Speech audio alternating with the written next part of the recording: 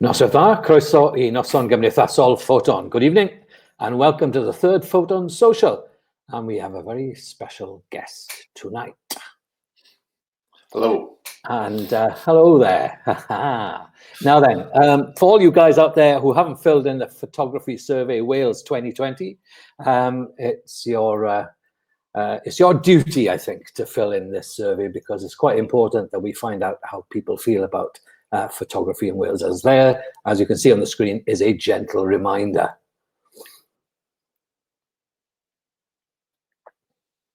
And our special guest this evening, well, you've probably all heard of the United Nations of Photography, and according to the blurb on their website, it's a meeting place for people who wish to share opinions. It is home for the inquisitive, the informed, and the passionate. And it was founded and curated and is founded and curated by Grant Scott. And Grant Scott is our guest this evening. So welcome, Grant, to the Photon Social. Thank you very much for inviting me. It's a pleasure. And up there on the screen, you can see various sort of Twitter links, etc.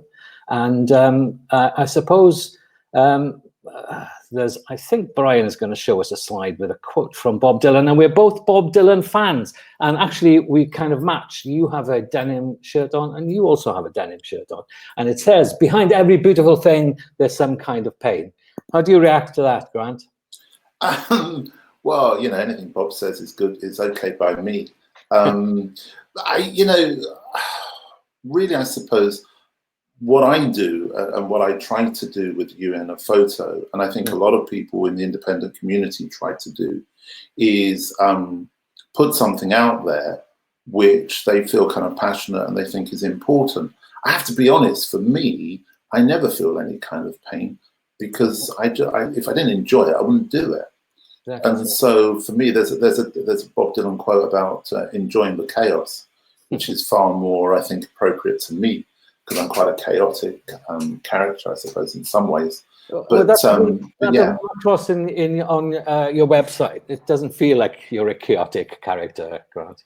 No, but that's the classic thing, isn't it, of the swan gliding along and everything underneath the water is just going crazy.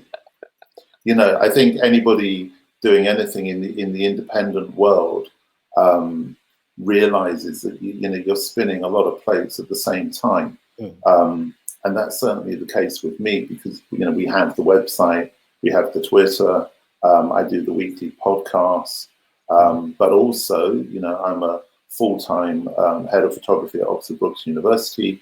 I write books on photography. I am a photographer. So I still work on a commission basis for magazines and so forth.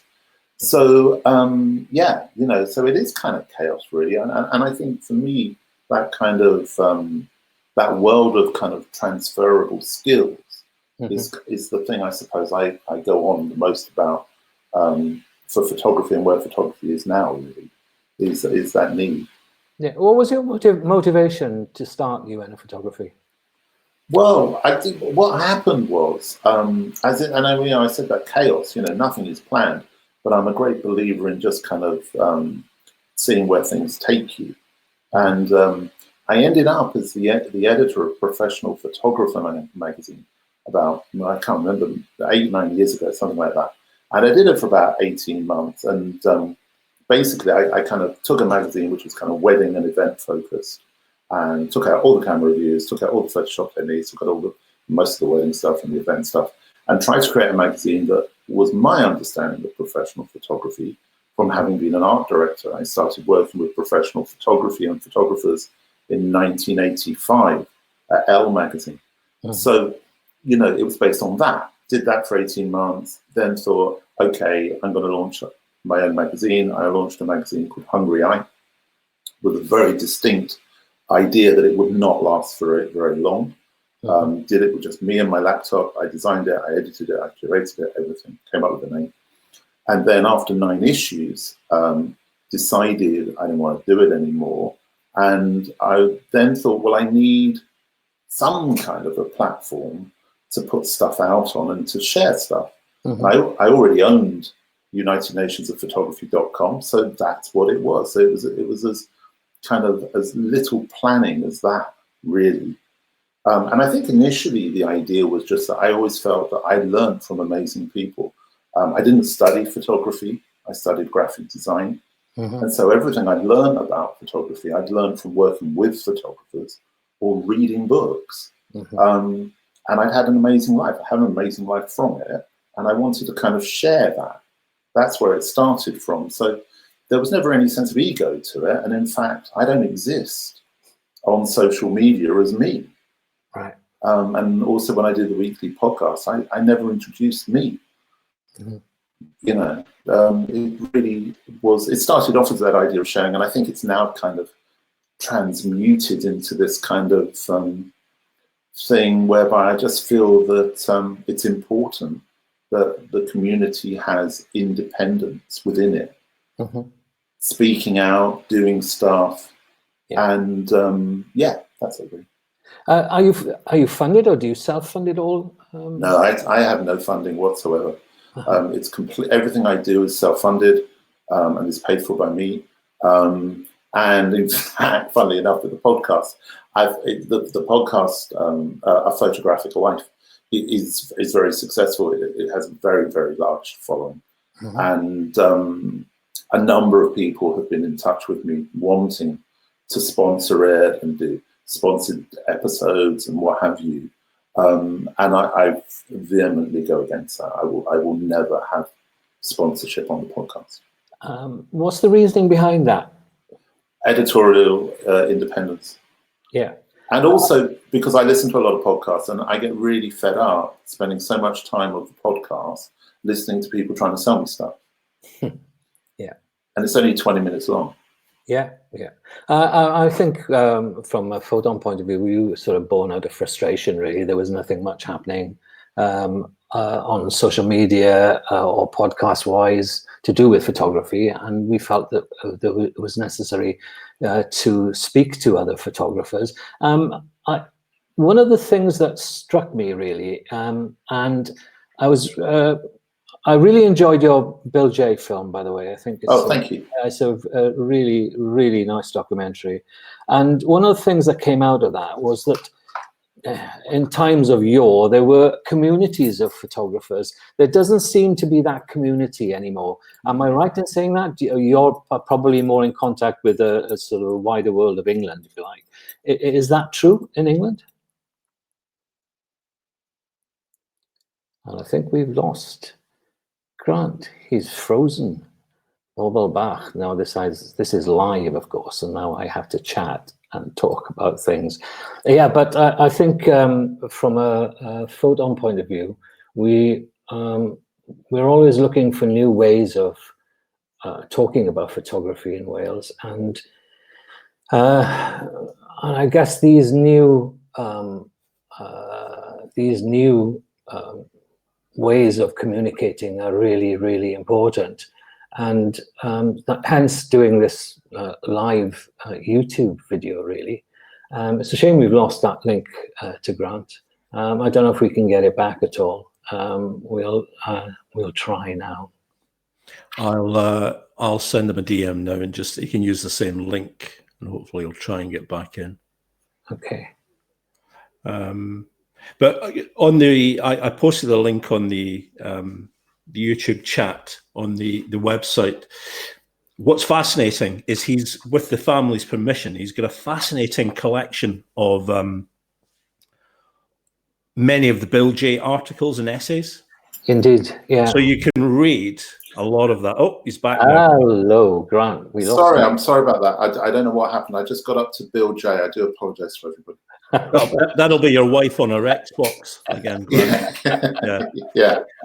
I was just saying before you came back in, I'll disappear again, that on the website, when we were talking about Bill J, with the family's permission, you've been publishing a number of Bill's essays, which I just find are absolutely fantastic. The style of writing and the topics that he covers. And what's fascinated with me, both with Pfoton and offline, is how things are cyclical and they come round again and again. And some of the things he was talking about in the 80s, they're happening now. We've got the same kids. Yeah. Yeah, it's absolutely the case. And, you know, the story, we were talking earlier about that idea of not being funded and so forth. And, you know, that whole film was made, we just funded it ourselves, primarily because what I recognized in Bill was that when I was doing Professional Photographer magazine, somebody described me as Bill J, as what I'd done with that magazine was very similar to what he had done with Creative Camera. And then a short while ago, Robin Galanders in Scotland said that I'd written an article which was exactly what Bill had written previously. So there was kind of this kind of synergy between us. And it's interesting that he was speaking out at that time. And I suppose, in a way, that's what the independent community try and do now, is try and speak out. I was just to go back to the point before we were sort of we were cut off. Are there communities of photographers in England, and have you come across them at all? I mean, I know there are loose things like collectives and what have you, but what became apparent in that film that there were photographers talking about it. They were enthused and they would gather and talk photography. Does that happen? Do you find? Well, you know, when you were talking about this, I put a little list together here, which, you know, I think really sums up the amount of really interesting things that are going on. And I think it's a really positive kind of situation, because you've got Brown Owl Press up in, you know, I mean, up near Newcastle, and Amber Collective, the Workers Gallery in Wales, Mini Clicks in Brighton, you've got Documenting Scotland, Cafe Royal and Craig over in kind of near Manchester, you've got Documenting Britain, Photo Forum in London, Northern Narratives, Blue Coat Press in Liverpool, another place up in Scotland, North Wales Project, which is great, Photo North, which Dench does sometimes, Offline Journal, Invisible Britain, Photograd, Photo Book Club, which Tom Broadbent does, Southwest Collective, Fable and Folk, Inside the Outside. So there's all sorts of really, that's just kind of be just off the top of my head. So there's some fantastic things going on, and we all know each other. And we all support each other. So, yeah, I think there's a fantastically positive kind of scene out there. So which what kind of, sorry, go on. Well, what does that say about the establishment? I think it says that people feel the need to exist outside of the establishment. That, you know, that it's not, I don't think any of us really do this. You know, it's not about ego, and it's not about money. No. You know, it's very much about passion and sharing and community. And I speak up a lot about that, I suppose. And I think that what's interesting over the last few weeks is how much of the establishment has decided to kind of use the kinds of tools that we've been using for the last, I've certainly been using for the last 8 or 9 years. Suddenly, all of the establishment is doing stuff for free and putting talks on for free and using online platforms and exhibitions and what have you. And that's all fantastic. What I hope is that they recognize that they should have been doing that before this happened, and they should be doing it after it finishes. But are you optimistic in that sense then? I'm what I refer to as a realistic optimist. So I hope so. Yeah. But I've been in kind of the commercial world for a long time. Yeah. So, you know, maybe not. But I think it would be very interesting because, you know, for magazines and these kinds of people who have been reliant on the photographic community, paid for photo competitions, paid for portfolio reviews, something I've been speaking out about for years. And this is a new thing, paid for portfolio reviews. And now they're giving them for free. Yeah. So let's hope that continues. The penny has dropped, basically. Yeah. I don't know. I'm personally skeptical about that, but let's hope that's the case. And but the things are likely to change radically post coronavirus, I would imagine, because especially with small galleries and things. I'm thinking, you know, which aren't open anymore. They have overheads, they have staff, etc. And what will happen to them is worrying, I think, because the arts will probably take a hit post virus, I would imagine. There will be less money available to sustain those places.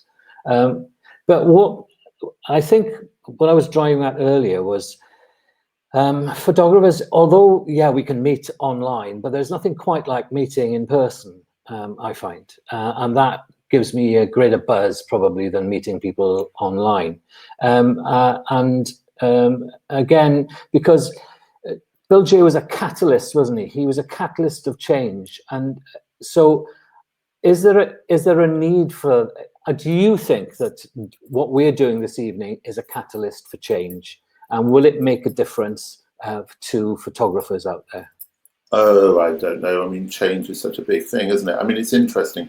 If you go back and you look back at the 1970s, and I think we're both probably old enough to remember the 70s, you know, it wasn't a time when there was any money and things were very limited and the tools we had to use were very limited. And, you know, coming out of that time, there was a whole load of photographic collectives. I would argue, and a few people would agree with me, kind of instigated by Bill J's kind of enthusiasm and energy. Yes. Stuff like, I mean, it's so sad this week, Sue Davis passing. Yeah. You know, Sue was a secretary at the ICA when Bill was there. And, you know, the Photographers Gallery opened up and the Half Moon and so forth. So there were really exciting independent things which occurred in the 1970s when there was no money and there were very few tools around. I speak about it on my podcast this week about perhaps we're in a time whereby there's going to be a punk kind of, again, I grew up in punk in London, but there's kind of like a punk aesthetic that's going to come through here, where people are going to realize that they can do it for themselves. They should do it for themselves. And it's, you know, it's interesting when you think about that idea of when I was listing the independent stuff, you know, stuff like Craig with Cafe Royal Books and Ian with Another Place Press and myself, you know, we're one-man bands, but we're putting stuff out really regularly. I mean, Craig's putting out 2 books a week or whatever. It's phenomenal. So, you know, that energy and that enthusiasm is within us all. And, you know, the only change I suppose I try and sort of say is every week I say in the podcast, listen, I'm recording this in my shed, you know, with a cheap microphone and the dog barking next door and the rain on the roof and the chickens. And, you know, I'm constantly being interrupted by something. And it's unedited. It's just runs straight through. I don't do any editing. So anyone can do that. Yeah. I'm just going to pick up some things people are posting. Sure. It says, Grant, you seem to have an inexhaustible supply of photographers who contribute to each episode of your podcast. How do you get them to contribute? I'm just going to put a light on me there slightly. Yeah. So it's slightly dark in this room. So basically, it's very simple. It's very straightforward. I see work that I think is interesting, and then I read up about them, and then I send them an email. And I send them a really nice email. I ask nothing of them. I don't put any pressure on anybody. And if they want to contribute to the podcast, then they do. And I would say it's a slightly kind of, it falls into certain kind of groupings, but I would say I probably send out about 20, 30 emails and about 4 people reply. So, you know, there's a lot of people I ask, a lot of people I ask, who either just ignore the email or just come back. In fact, most of them ignore it. Okay. So I just keep going and I just ask. Okay. Another question that's popped up here on the screen. If the indie scene is not about the money and the establishment is more about the money, fair to say money gets in the way more than it helps? I don't think it really, you know, the reason why the establishment needs the money is because it has overheads. You know, they're paying salaries and they've got print costs or distribution costs, or they've got very nice buildings and all the rest of it. You know, whereas the independents, you know, we're doing it for the love of it, and I'm really lucky that I can earn my money in other ways. Yeah. And I choose to use some of that money to fund the stuff we do, UNP, and I use my time as effectively as I can, because I also have family, you know, to do what we do. So I don't think the money gets in the way necessarily. I think it's really a question of deciding whether or not, why are you doing what you're doing? Yeah, there's a follow-up to that question. Is that is the money being spent in the wrong places then, Grant? I don't think it's about money. Okay. I really just don't. I think money is a red herring to it. Okay. I think if you know what you're doing and you're really passionate about it and you've got a good idea, then you can kind of make it work. You know, there are lots of people. I mean, Paul up at Orion Cohen, you know, he's got no money and he does amazing stuff. Yeah. You know, he's a great example of that. You know, Craig Atkinson is running a publishing company. Yeah. You know, in his spare time, it's phenomenal. Yeah. But it's more. You know, you can have all the money in the world and create something pretty terrible. And you can have no money and create something great. Yeah. Yeah. Do you think there's a lack of recognition for independence then? Yes. Okay. Yeah. Why do you think that is the case? Because I think that in the past we've been seen as either irrelevant or a threat. Right. Okay. That's irrelevant or a threat, and presumably because of the way things are panning out at the moment, the fact that they are putting stuff online is a recognition that we independents have been doing the right thing. Then, maybe. I don't know. You know, I just do what I do. I don't really worry about anybody else. You know, and if it's not fun. If it's not fun, I don't do it. But, you know, it does sometimes, I do find it sometimes slightly galling. I mean, the Bill J film's a really great example where, you know, there wasn't a single photographic magazine in this country that mentioned it. You know, the BJP didn't mention it. They didn't do a review of it. They didn't talk about it. But he wrote for them for 20 years. Yeah, he did indeed, yes. So why not? And you start thinking, maybe there's kind of other stuff going on here. What was the special? What was made Bill J? I mean, you go into the documentary, and I suppose people need to watch your documentary about. Yeah, it's available for free on YouTube. Yes, exactly. What was so special about him, in your opinion? I think the what was special about him? Yeah, he just had an evangelical zeal, really, and. He came from the same background I come from, which is journalism, rather than from academia. And although he ended up in academia, and so he came at it with a journalist's kind of passion to share stories and to promote others. You know, it was never really about Bill. You know, he was the first person to bring Tony Ray Jones's work to any audience in the UK. The first person to show it to Martin Parr, to show it to Daniel Meadows, to Brian Griffin when they were students. And they all describe him as this kind of crazed evangelical preacher.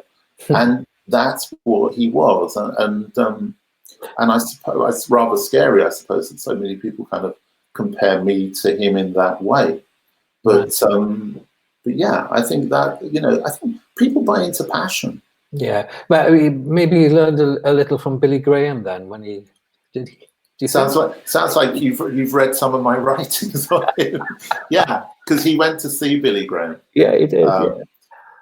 And as Bill's sister says, you know, he was down at the front wanting to be saved, and he didn't just go down to the front once. Bill, I have all of his schoolboy diaries, which I've been going through from the mid-1950s. And he set up his own religion as a teenager. Good gracious me. Yeah. So, fascinating. Yeah. How extensive are his diaries? They're pretty extensive.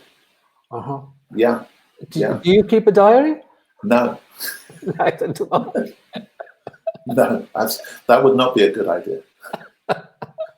Why is that? Why is that? Well, just, life.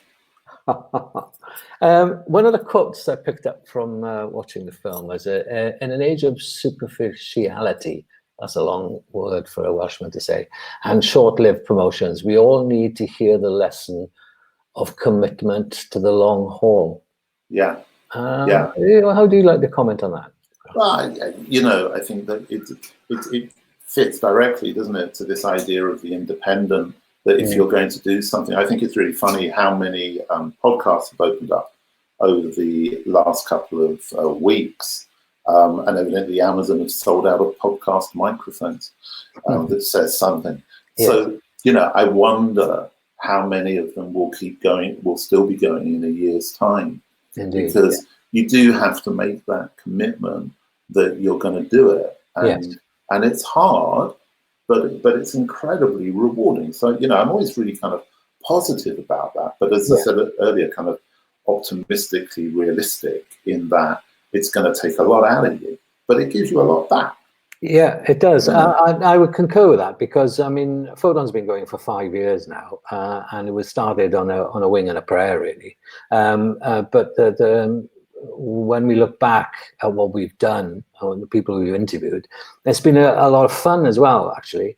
But we kind of feel, I suppose, in Photon that we are, as far as Welsh photographers go, is that we are really running out of people in Wales to talk to, really. And maybe we're not looking hard enough. Perhaps there are some gems photographers out there, but there aren't that many professional photographers in Wales. There's a tendency for it to be guys who follow their passion, and that's brilliant. But there are probably about 10 professionals. But that's really funny, though, because from an outsider's perspective, I look at Wales as being kind of like a really exciting place where there's a lot of really interesting things going on. And I think, so it's always difficult when you're on the inside, isn't it? But, it's like somebody asking the question about how do I get all these interesting photographers? I just cast a very broad net and ensure that I've gone from sort of Walter Zitsky at 100, or I think it was 100, 104 or something, I can't remember, when I met him, to somebody who's recently coming out of college. And it's difficult with the younger photographers, because you have to kind of think, well, have you got something interesting to say? Indeed, yeah. That's the balance there. So, I think I think it's possible. But just do it if it's fun. It's when I lecture and I teach photography. That's the one thing I say to them is be nice and have fun. That they're sort of my credo, really. Okay, a couple more come in on the message board here. Grant, we know the great importance you place on knowing about all the great photographers of the past. Which contemporary photographers excite you? Contemporary? Yeah. Oh, what does contemporary mean? Okay. I don't know. I mean, there's lots of photographers. I think, what I've seen recently that I just thought blew me away, Alice Tomlinson's ex voto body of work, I thought was just stunning and beautiful and incredibly timeless. Yeah. What else have I seen that's really blown me away? I don't know, really. I think that I see an awful lot of work. And Nick Wynn, who I know you've interviewed, and I've recently sort of spent time looking at his work on his feeds. Yeah. And he's a phenomenal photographer. So is he a contemporary photographer? I don't know. But I look at his work, and I don't really know. I think that there is this kind of this constant drive for the new.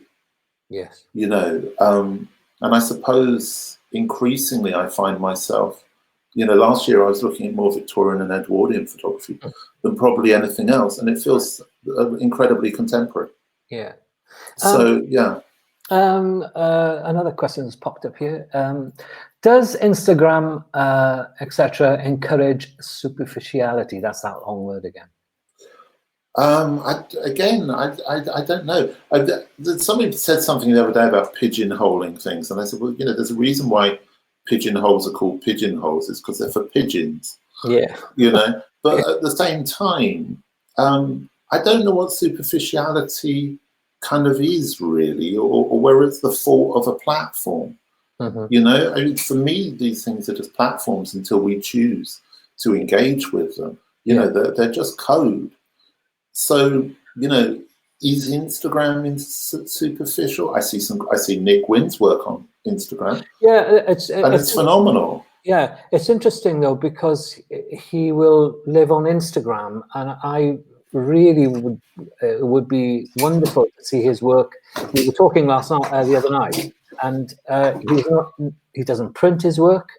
No. He's not shown his work in exhibitions, and I think it's worthy of being exhibited. You know, but you know, is Jim Mortram's work superficial because it's on Instagram?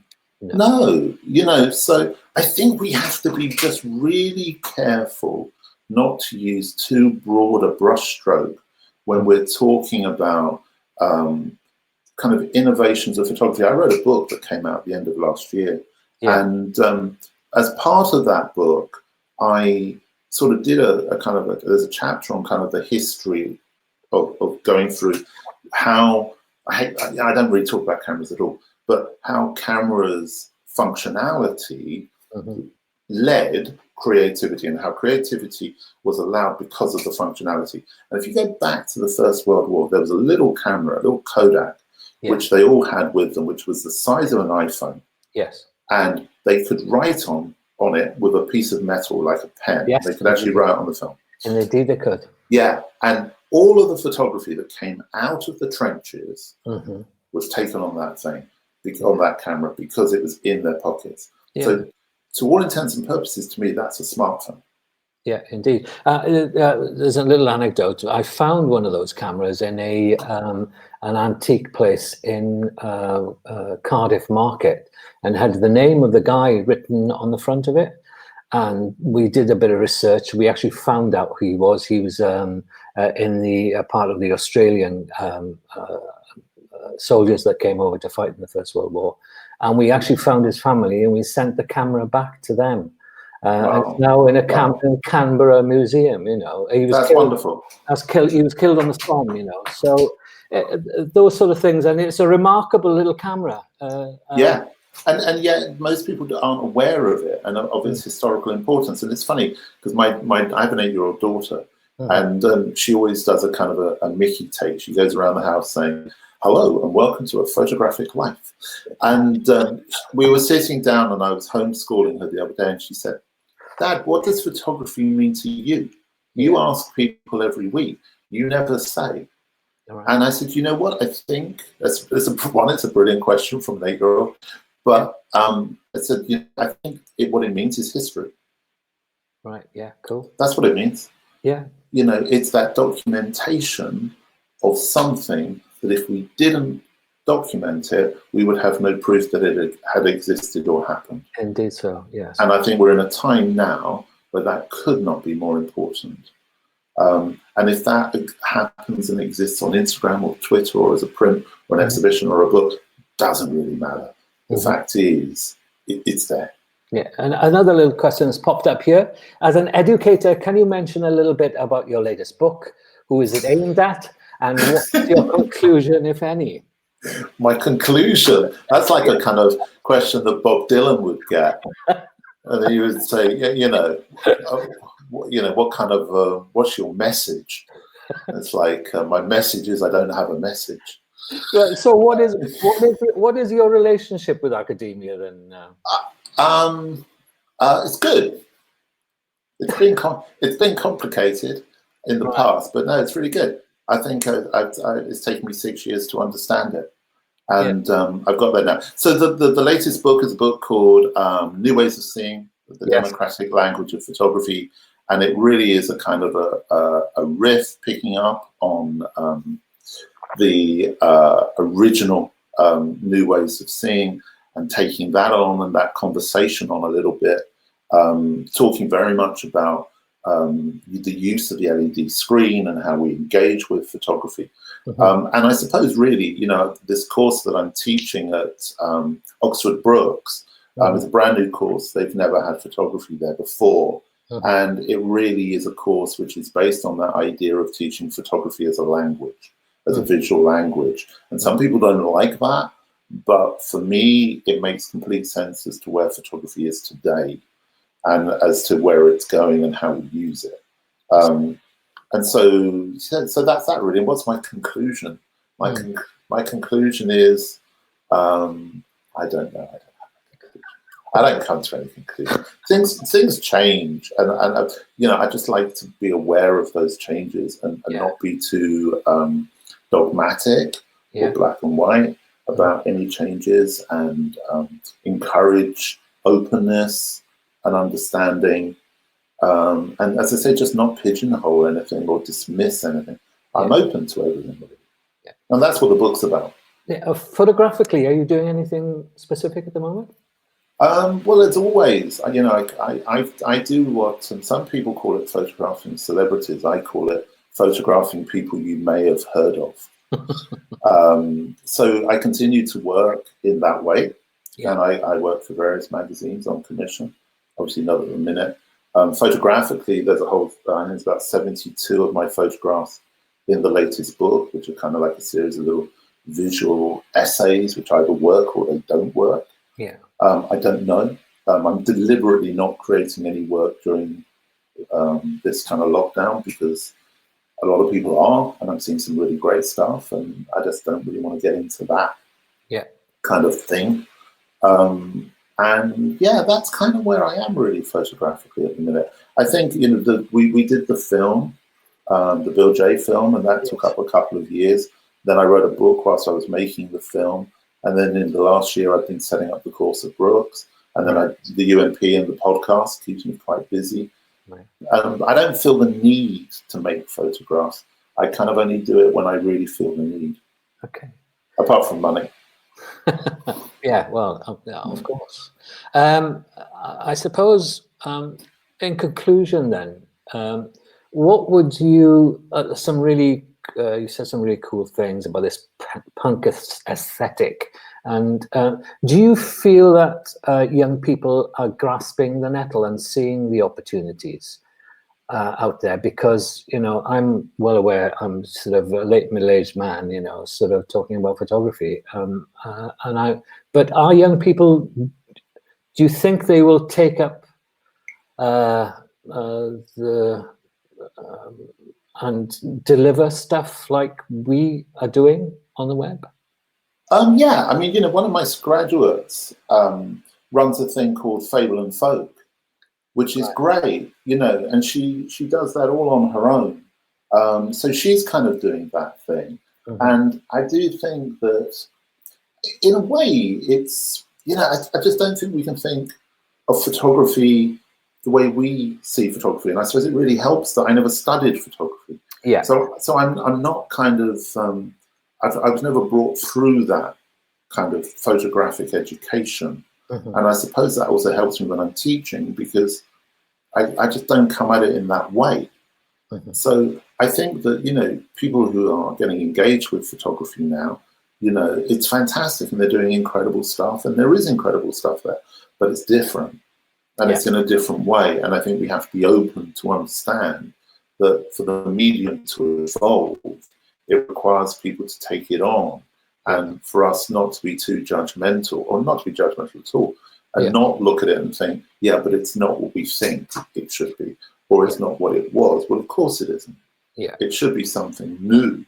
And evolve, you know, it should be evolving. And I think, you know, when you're in a situation where young people have got 20, 40,000 images on their smartphones, and yet they would never describe themselves as photographers.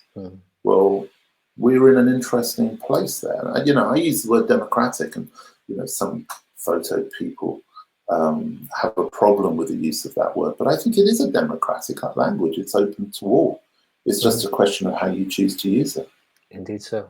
On that note, on that positive note, thank you very much. It's been a pleasure talking to you. Cool. No, it's actually a pleasure. I'm sorry I disappeared for a short period of time. That's okay. Due to the vagaries of broadband. Yeah, I felt probably, I had this sort of, you know, these things go through your head and you think, gosh, I'm going to have to speak for half an hour. You know, luckily Brian sort of jumped in and helped me out a bit, but it was a nasty moment. Anyway. Well, you know, it's a pleasure. And if anybody, you know, kind of is interested in any of this other stuff, just check out obviously the website, UnitedNationsOfPhotography.com, and the weekly podcast of Photographic Life. Yeah, cool. Excellent. Cheers, mate. Cool. All right. Thanks very much indeed. Take care, everybody. Bye-bye. Bye-bye.